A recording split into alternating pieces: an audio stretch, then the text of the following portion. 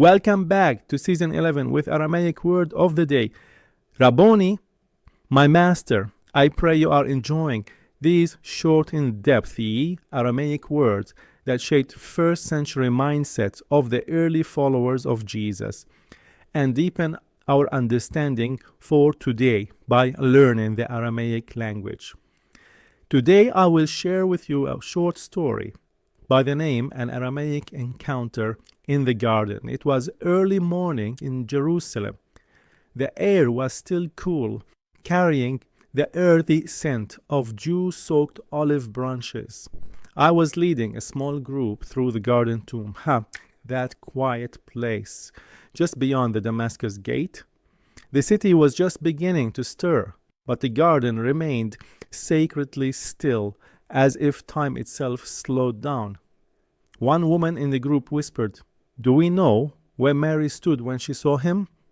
I paused. We were near the old stone steps, a place that felt like memory. "No," I said gently, "but we know the sound of her heart when she recognized his voice." I knelt down on my knees and drew the Aramaic letters in the ground with my finger. Rabboni, my great master. John 20:16. This wasn't just a respectful title. It was an explosion of recognition.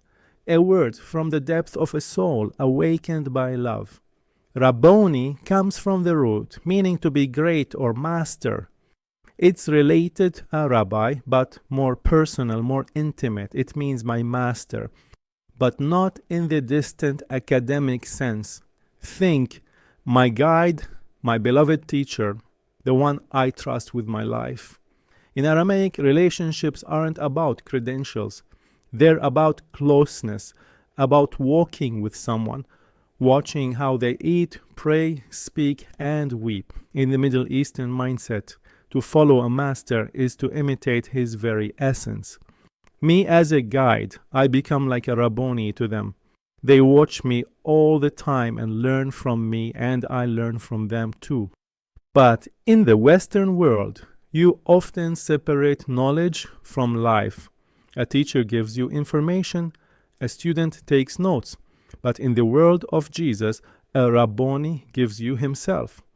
That's why Mary didn't cry out, "Rabbi" or "Jesus." She said Rabboni with the tears of recognition, with the intimacy of a disciple who had once been lost and now was found in his voice. This one word captures a universe of longing, grief, hope, and reunion. When was the last time you didn't just study Jesus, but called out to him as your Rabboni? When was the last time you let his presence find you, like he found Mary by the empty tomb? Let today be that day. Call him Rabboni, not with your head, but with your heart. Mary's cry in the garden still echoes today. She didn't just see him, she knew him.